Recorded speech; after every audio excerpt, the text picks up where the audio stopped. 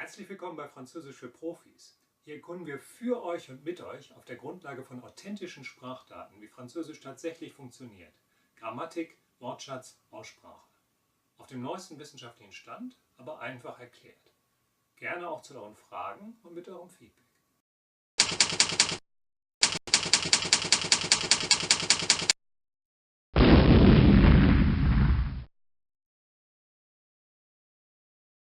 Bonjour, j'ai reçu un message Zarbi. Mais ça veut dire quoi ça? Un message Zarbi?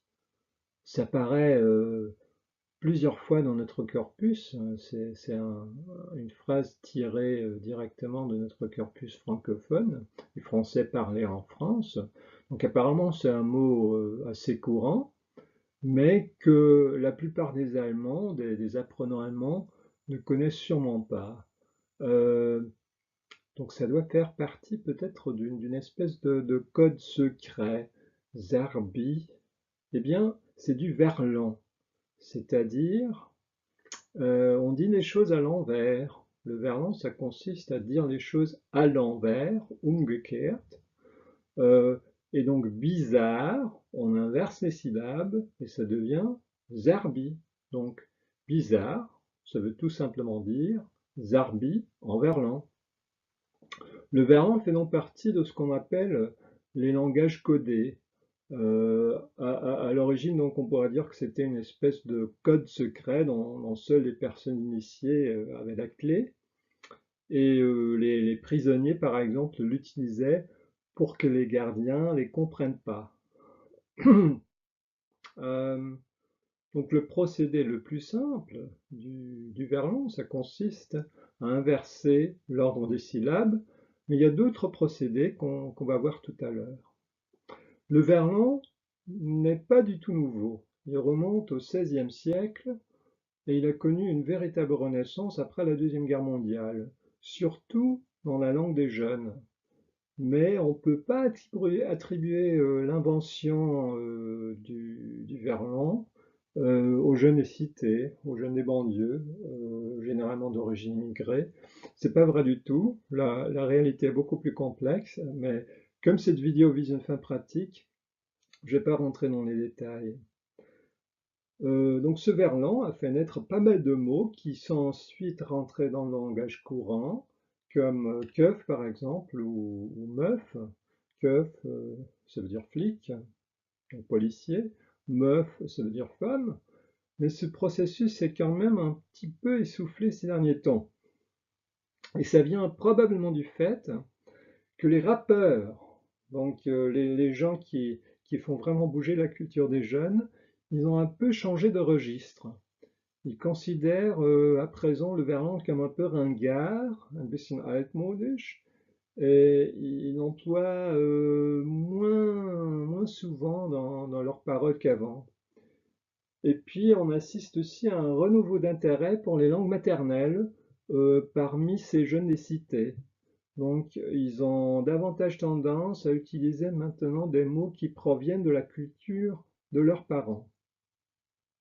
Mais de toute façon, ce qu'on constate, c'est que l'emploi d'un certain nombre de mots vernanisés est devenu très très courant, surtout parmi les jeunes, pas dans ma génération, mais parmi les jeunes, et ça dans tous les milieux et sur tout le territoire. Et du coup, il vous sera très utile de connaître passivement au moins quelques mots du verlan, de bien les comprendre, mais je vous conseille nullement de les utiliser activement. Alors le procédé le plus simple pour créer du verlan, ça consiste tout simplement à inverser les syllabes. On en a un exemple avec choper, j'ai chopé, ce qui veut dire j'ai dragué cette fille et j'ai eu du succès, j'ai réussi à la draguer. Euh, et en verlan, ça devient j'ai pécho. Donc choper est d'abord décomposé en ces deux syllabes, cho et p, et ensuite on inverse les syllabes et on recompose et ça devient pécho. Même chose, on l'a déjà vu avec bizarre, ça devient zarbi, pourri, ça devient ripou, C'est un nom qui désigne souvent des policiers corrompus.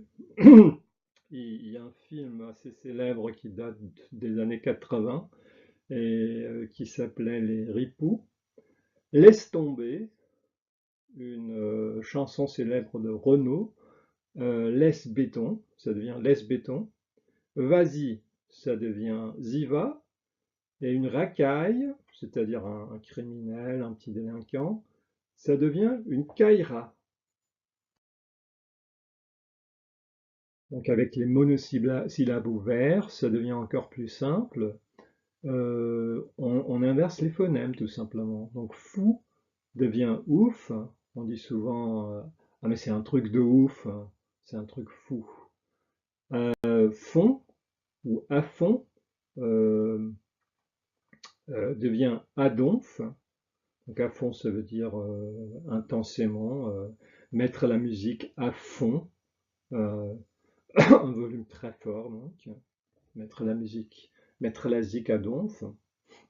Toi, ça devient watt, qui veut dire aussi watt en allemand, bien sûr.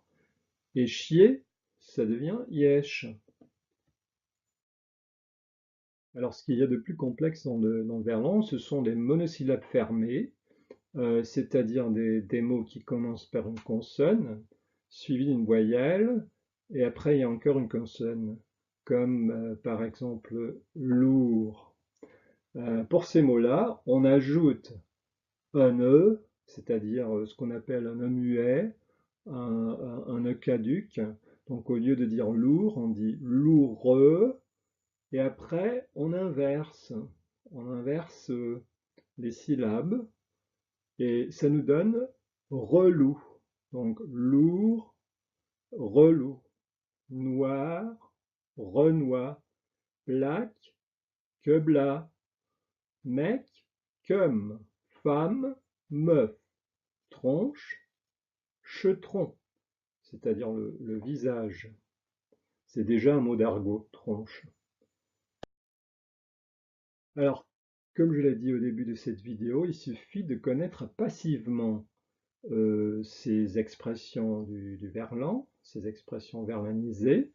Donc on va faire un petit test maintenant. Est-ce que vous sauriez ce que veulent dire ces mots-là, si vous les rencontriez dans une conversation? Rebeu, c'est quoi? C'est un beurre, c'est-à-dire un arabe. Ce mot a subi une double verlanisation en quelque sorte. D'abord de l'arabe au beurre, ensuite du beurre au rebeu. Vénère, vénère, je suis énervé, ça veut dire énervé. Méfu, je méfie une clope. Méfu, fumer, fumer, méfu. La zikmu, la zik, c'est assez facile, c'est la musique. La bœuf, c'est l'herbe, c'est-à-dire, disons, une substance qu'on fume, vérifiez dans Dico. Et le ref, c'est le frère. Si vous rencontrez un mot d'argot ou un mot verlanisé que vous ne connaissez pas encore, il y a un très bon dictionnaire disponible en ligne qui s'appelle Tout l'argot des banlieues et qui est disponible en totalité, je crois, sur Internet. Donc voici l'adresse sur le web. Je vous remercie de votre attention. À la prochaine.